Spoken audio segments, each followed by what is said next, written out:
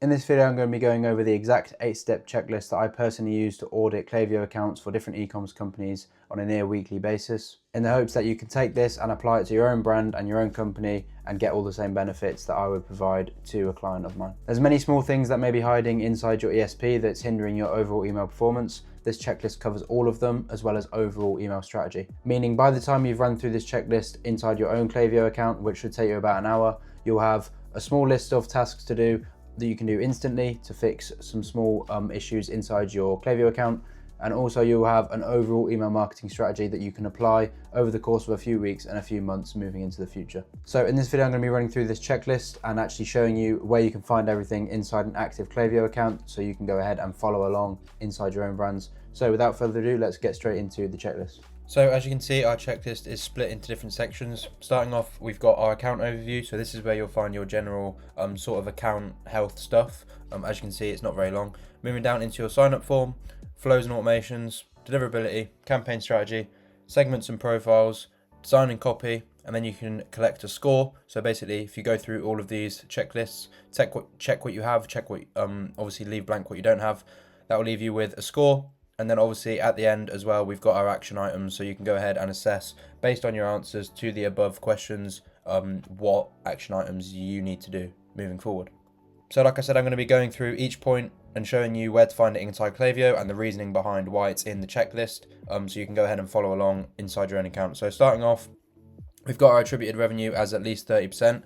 This is here as sort of a benchmark. So 30% is about where you'd expect to be without an in-house agent email team. So any e-commerce brand just with the founder and a small marketing team can get to 30%, no problem. Maybe a bit lower, but around that 30% mark. When we come in to work with clients, we can easily see up to 40, 45, sometimes even 50% of attributed revenue. Obviously, that is a slightly nuanced figure because Klaviyo doesn't perfectly attribute revenue.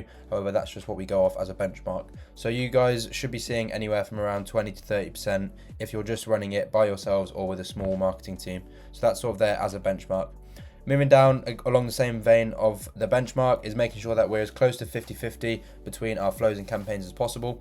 Obviously, it's never going to be a perfect split, but it gives you a really good indication. If you're low on one, that's where you need to focus. So if you're 70% flows and 30% campaigns, that means you need to put a bit more effort into your campaigns, and obviously vice versa.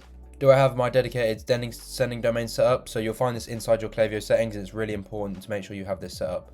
So as you can see, if you navigate over to your settings tab inside Klaviyo, you can go over to this left hand side, go onto domains, obviously keeping everything censored here for the sake of privacy. But as you can see, we've got our branded sending domain here and it should say active.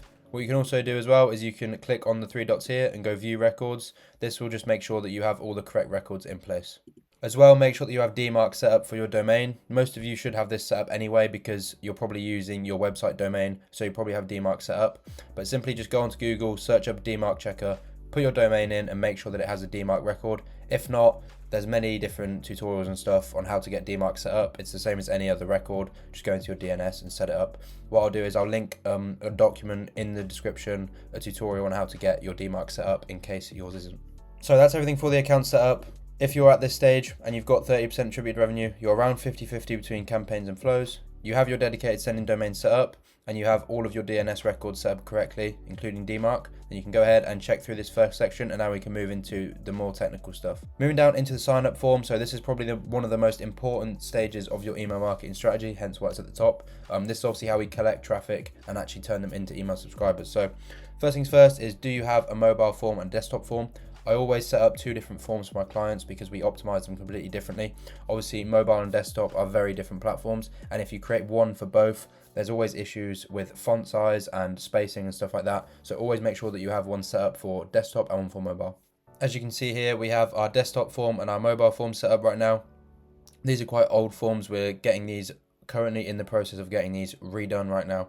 But as you can see, if I go over to edit form, so as you can see, we had two forms set up, one labeled desktop, one labeled mobile. And the reason that these are different is because over under the display in targeting and behavior, we've simply checked which devices they can show up on. So obviously the desktop one will have this checked and not this. Pretty straightforward. Just make sure you have two separate forms set up and optimized completely differently. So as you can see, the mobile form looks something like this.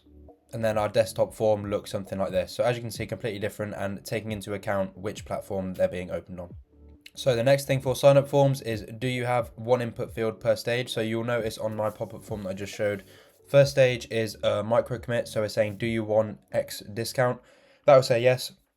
The next stage will then be the email opt-in stage, and then the stage after that will be the SMS stage. So this depends on what you're actually trying to collect, but basically every time you collect a new piece of information from a potential subscriber, make sure it has its own stage. So first stage will be email, second stage SMS, and then if you want to add in a first name or something like that, you can always add the first name onto the email stage. I find that's fine. But also if you want to collect birthdays and things like that, always have that on its own separate stage towards the end of the sign up form.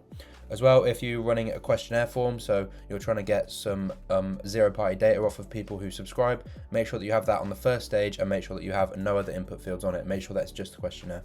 So now that you've got that set up, you now need to look at the behavior of your sign up form. So pretty straightforward. Make sure that your sign up form fires within 4 to 10 seconds of someone being active on site.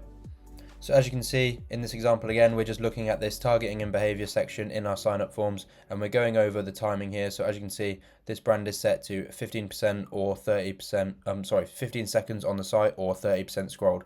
Obviously there's a lot of different things you can do for this. However, 4 to 10 seconds is normally the sweet spot.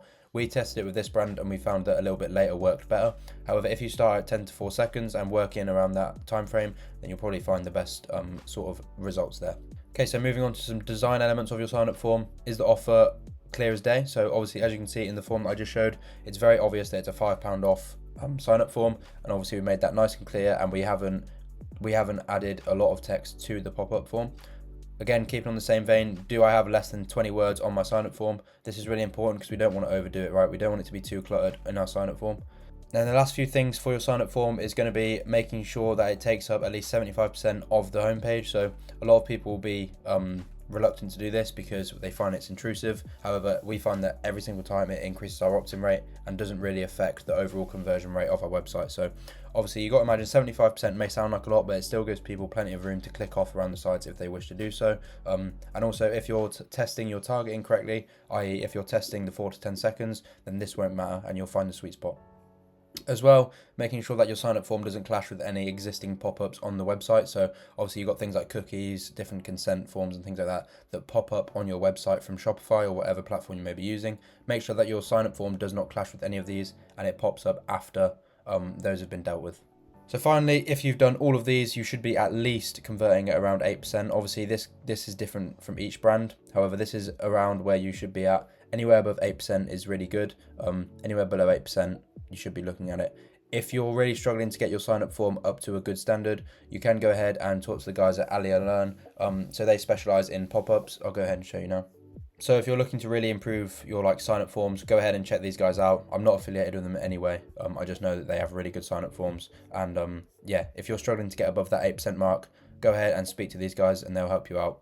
So that's everything for our sign up forms. Now moving into our flows. And as you can see, there's quite a lot to cover here, so I won't spend too long. The first point in the flows section is to make sure that all of your metrics are actually firing correctly. So what I mean by this is the metrics that trigger your flows, you need to make sure that they're actually set up and working. So to check these, simply go over to the left hand side under analytics and then you can find metrics, and here you can look at all of your metrics that Klaviyo uses. Obviously, as you can see, the key ones that we want to look at is to make sure added to cart is firing. As you can see, it's firing for this brand. Also, we want to look at checkout started because these are going to be two really high throughput flows, so we want to make sure that they're working correctly.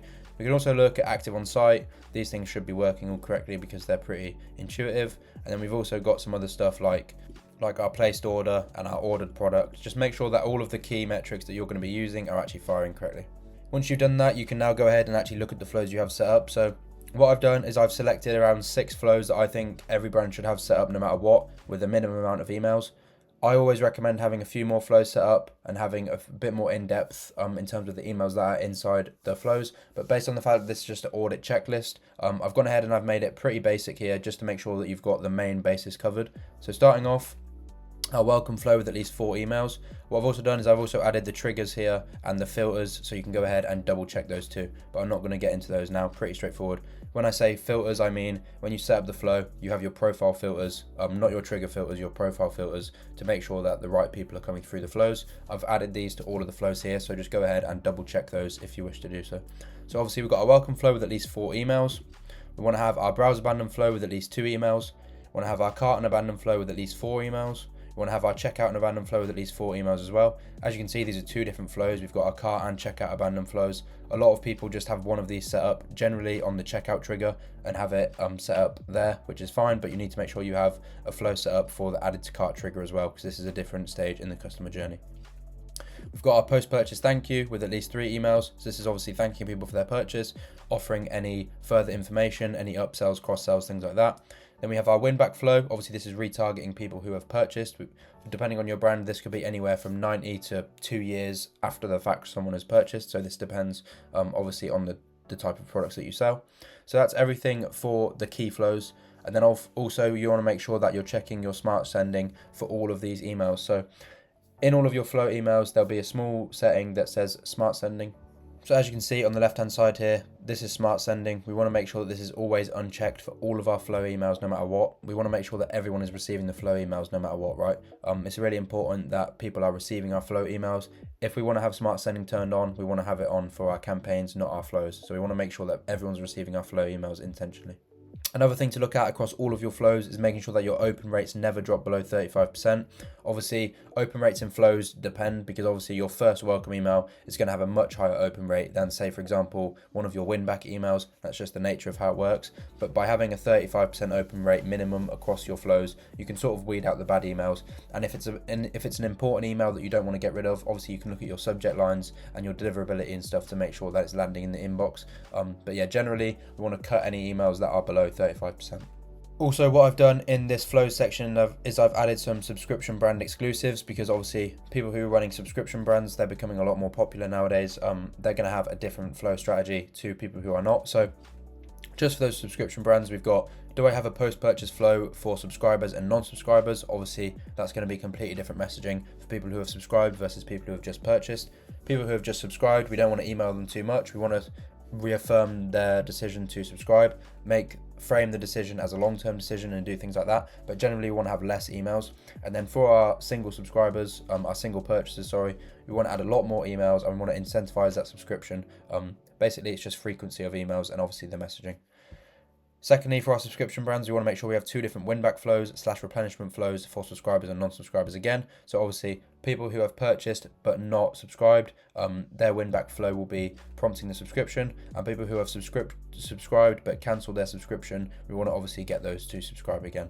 Finally, for the subscription brands, we want to make sure that all of our flows have some sort of consideration for the subscribers versus non-subscribers. Obviously, this depends on the type of brand you're running, but I just wanted to add this in here to make sure that you're actively thinking about it for all of your flows. For example, with your abandonment emails, so your abandoned cart and checkouts, you might want to do a trigger split in that flow to offer people who have subscribed different incentives to people who haven't subscribed. So there's a lot of different ways you can do it, but just making sure that for every flow you're thinking about who you're trying to target, if they're subscribers or non-subscribers. So that's everything for the flows and automations. Obviously, like I said, all of the key filters that you're going to need to check are in here too. So just go ahead and double check those and go ahead and check them if they're set up correctly. Obviously, because you'll be taking your score at the end of this, make sure that you check everything that you have set up. Going over into your deliverability, so this is based on the deliverability score that Klaviyo gives you, and then I've gone ahead and given some tips if you're not up to where you should be. So generally, anywhere above 85 is fine for the Klaviyo deliverability score. So as you can see, this brand, we're slightly below. However, I'm not currently working with this brand. We're currently in the process of getting everything set up again. So we'll definitely be looking at those metrics there and looking at the campaigns too. So if your deliverability score is not above 85, you want to be looking at these here. So obviously you've got your low open rates. This is going to be sending to smaller segments and removing poor flow emails. Like I said, with the 35% open rates, we're going to be getting rid of those. Low clicks, we're going to be assessing our email design and sending to smaller segments as well. So with our design, we're making sure that we have a clear button and call to action at the top of our emails no matter what, so people have something to go ahead and click. Because even if you have a really good email design, if you're not giving any call to action, people aren't going to click, right? Then we've got our high bounce rate. So we're going to want to make sure we're suppressing everyone who's bounced more than once. So creating a segment for people who have bounced more than once is really important that we suppress them. Then finally, for our unsubscribe rates and our spam complaint rates, these will happen naturally as we fix the others. As we focus on our segmentation, these will naturally sort themselves out. So I haven't put any emphasis there. So that's everything for the deliverability side of things. But just before I go any further, if you think that you'd benefit from an in-depth look at your Klaviyo account, If you think that you're lacking in any way, I'm more than happy to do a completely free audit for your Klaviyo account. Obviously, the checklist in this video is designed for you to go ahead and take and use inside your own Klaviyo account. I personally have a much different process when I'm running audits for different brands personally. The audits that I do go into a lot more depth and are a lot more analytical. This is roughly what they look like. You'll get a full document like this that goes into a lot more depth and a lot more analysis and draws a lot more conclusions based on what I actually find inside of your Klaviyo account. So like I said, if you are interested in me taking a look at your Klaviyo account and putting together an audit document like that, just go ahead and book a call in the top link of the description. Along with the audit, I also offer 2 completely free email designs that we'll run to see how they perform inside your account. So that'll be 1 flow email and 1 campaign that we can go ahead and set up and monitor. Like I said, if you are interested, just book a call and we'll see if you qualify. If not, that's completely fine, and I'll go ahead and run through the rest of this audit with you here so you can go ahead and use it for yourself. So moving over to the campaign strategy, the first thing that I want to look at is your sending frequency. So generally you want to be sending at least 2 times a week. For bigger brands and brands with bigger email lists, you can get away with sending 3, 4, maybe even 5 times a week. It really does depend on how many email subscribers you have. However, if you're sending 2 emails a week, no matter what, you should be fine. Now, if you're only sending 2 times a week, it's very important that you're sending to a decent amount of people, but you're not sending to your full list, because obviously that will harm your deliverability. So the second point is making sure that you send to curated, intentional segments of people, depending on the nature of the campaign. So this basically means you're sending to generally some sort of engaged segment. So some sort of 60-day or 90-day engaged segment is what you're wanting to be sending most of your campaigns to. And then obviously if it's a specific product focus, you can go ahead and add in different segments based on that product. I'll go into a bit more depth in segmentation in a moment. As you can see, it's the next point, but going over to the next point in the campaign strategy is making sure that your open rate never drops below 50%. So based on the point that I just said, with your engaged segments, if you drop below 50% open rates, that's generally when you want to start sending to a smaller engaged segment. So if you're sending to your 90-day engaged segment and you're getting a 40% open rate, go ahead and drop it down to your 60-day or even your 30-day engaged segments to bring that open rate back up. Because if we drop below 50 for too long, that's when the inbox providers start to look at us and think that we may not be reputable. Finally, for the campaign strategy, you'll probably notice that there's not many points for the campaign strategy. Most of the campaign strategy comes from the segments and profiles. But going into the last point, making sure that you send a mixture of promotional and educational campaigns. So obviously we don't just want to blast our list with sales and product promotions constantly because people get worn out. To create an engaging email strategy, we want to make sure that we're sending educational emails that are actually unique and people actually get some value from. Obviously, this is part of nurturing our email list as well, making sure that people actually know what we do. So you want to be sending around a 50-50 split. Some products you're going to want to be sending more educational emails. Generally, brands with a higher AOV, you want to be sending more educated and curated content. But brands like clothing brands and stuff, you'll get away with sending mostly promotional stuff. So that's sort of the main points for your campaign strategy. Obviously, it's a bottomless pit in terms of things you can do with campaigns. But if you have those 4 points nailed, there's no reason you shouldn't be seeing at least 30% of your attributed revenue, obviously provided you have your flow set up as well. But those 4 points, if you can nail those, if you can do the basics really well, your campaign strategy will take care of itself. Moving over to the segments and profiles section. So, do most of your campaigns get sent to a variation of engaged segments? So, like I just said, we just touched on that there, making sure that you have your segments set up for your engaged profiles. Do I have segments set up for interest in specific products and categories? Obviously, this is mainly for brands that sell a lot of different product SKUs and stuff like that. If you're just a 1 or 2 product store, it doesn't really matter, obviously. But for those brands that do sell a lot of different products, we want to make sure that we're having segments based on the interest of those products. So this can just be based on like the viewed metric. So you can go into Klaviyo and set up a segment that's viewed a product, and then you can add your specific product and make the segments like that. Or you can have like purchases of specific products and things like that. Just making sure that you have a segment set up based on your different product categories. Also, another segment you want to have set up is a never send segment. So this will be a never send segment based on people who have bounced emails. So sort of like I mentioned earlier, people who have bounced, we want to make sure, or people who have reported as spam as well, we want to make sure that we create a segment with those people and remove them from every single campaign we send, and also remove them from our flows. Staying on that same theme as well, we want to make sure we have an unengaged segment that we remove from most of our campaigns. The reason I say most of our campaigns is because if we're having a big sale, like think Black Friday or things like that, we can send to these people because they're just unengaged. They're not like dead profiles. So this will generally be people who haven't opened an email after like 120 days or something like that, or also haven't been active on site. sometimes you want to suppress these people, but other times you want to leave them unsuppressed if you can afford it, and just have them there ready to send for big like sales and stuff. But generally, create an unengaged segment and suppress them when you think it's fit to do so. So that's our next point. Do I routinely assess my unengaged segments and suppress them to save my bill? Obviously, you can have your general unengaged segment, which is maybe people who haven't opened after 90 days.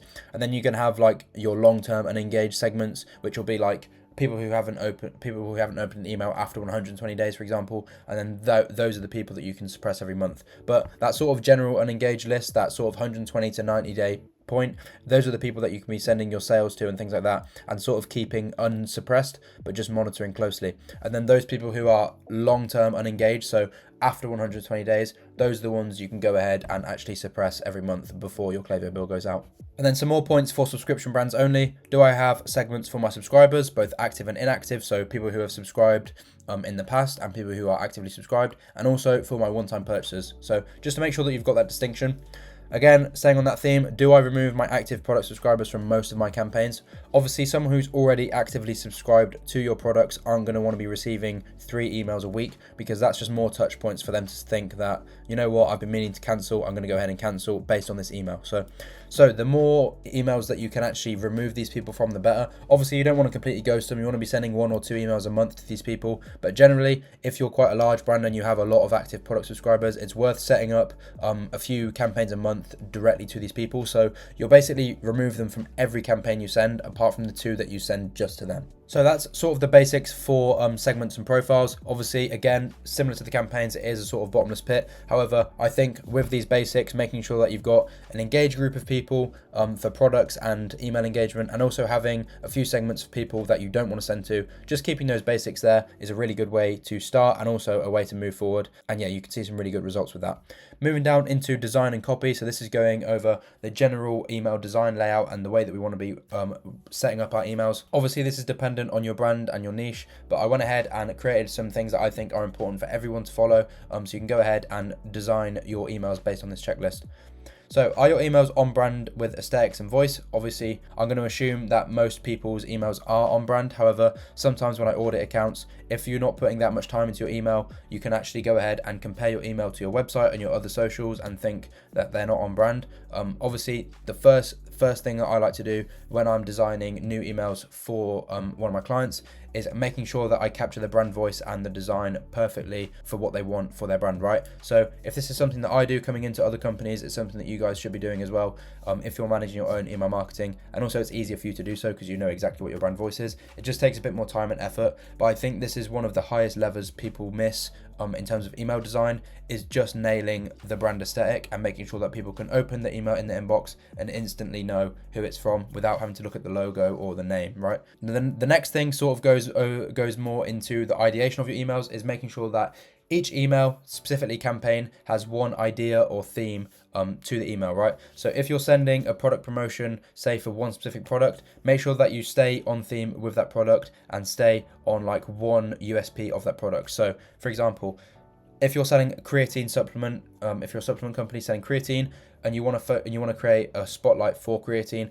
focus on one benefit of the creatine. So for example, the mental benefit of taking creatine, you could do one whole email about the mental benefits of creatine, and then a few weeks later you could do a whole email about the muscular benefits of taking creatine. You see what I mean? So you want to have one specific theme per campaign or per email. Obviously for flows it's a bit more nuanced, however we can still take this theme over to our flows and just make sure that we're sticking to one theme of the flow email as well. The next thing, which sort of pertains to the design of your emails, is do they flow easily? So making sure that each section flows into the next, and making sure that we're not adding huge cramped blocks of text inside our emails, and making sure that people can easily skim through them.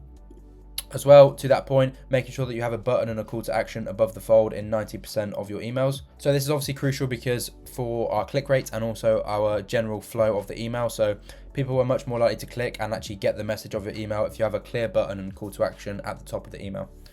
Then, do I mix in text-based emails where appropriate? So text-based emails are a huge tool for flows and campaigns, making sure to mix them in as much as possible.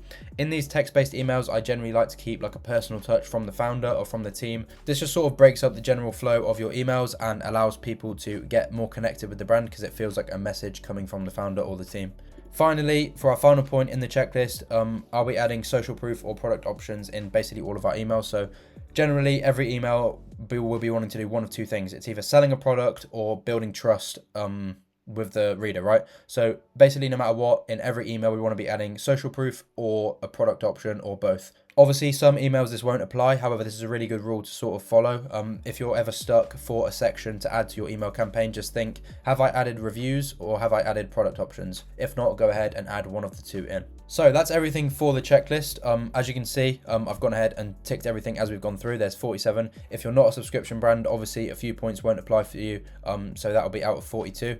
Here you can grab a quick score. Obviously it's pretty arbitrary, I've just made it up, but you can sort of see roughly where you're at and where I would think you're at if I went ahead and did this checklist for your company. So obviously minusing 5 from the guides for non-subscription brands, but yeah, this is where you can sort of collect your score and see where you're at. The final point is you can go ahead and look at the checklist for your action items. So obviously based on your score and based on the weak points, you can go ahead and ask yourself these questions to think where you need to improve. So if you have a lot of missed ticks in your flow section, can you add any missing flows? So are you literally missing any flows at all? And then also can you add any different filters or triggers to make sure that they're actually set up correctly? So obviously you want to make sure that everything is set up correctly from a flow standpoint. So if you have any missing boxes here, you can go ahead and look at that straight away. Looking at your campaign strategy as well, are you sending at least 2 a week? That's a really good place to start. If you're not sending 2 campaigns a week, just go ahead and do that, and then you'll see an improvement there.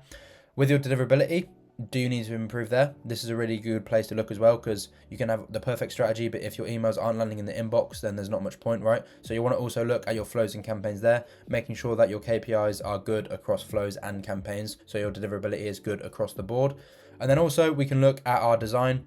Do you want to redesign some of your key emails after watching this video? If you think that your design's lacking in your welcome flow, for example, that will be a really good place to start redesigning. And then you can also look at some of your high volume flows, like your abandoned carts, your abandoned checkouts, your post-purchase flows. Go ahead and redesign some of those emails pertaining to the points that I mentioned in the design section. And yeah, that will allow you to see some improvements there. So that's sort of some general questions you can ask yourself to take some actionables away from this. But yeah, you should be able to see by going through this checklist, it should be pretty obvious where your weak points are and where you want to go ahead and improve.